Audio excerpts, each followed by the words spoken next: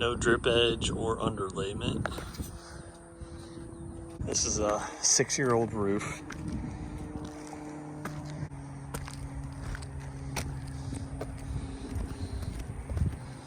You can see a lot of these shingles aren't even adhered. Go up to the top here actually first. The ridge shingles are facing west, which is our wind, where the wind comes from, so those can easily get blown off.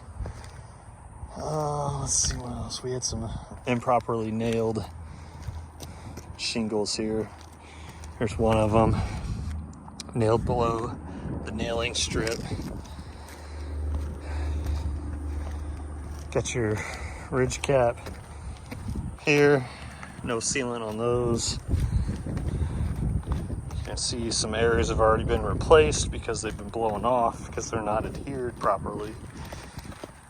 Come down here, another shiner right there where it was nailed below the nailing strip, wasn't nailed down properly. Got our roof vents here, no sealant on those. They missed the damn flashing on this one, so that's just a nail going right through the shingle.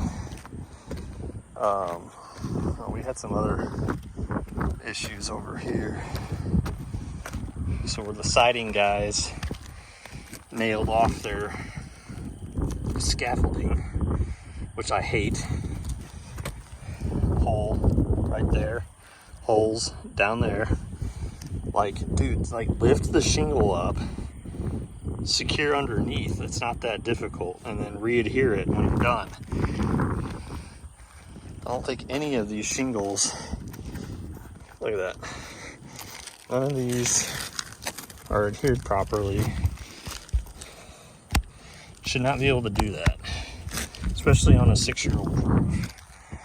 So there's definitely some issues going on with this one here.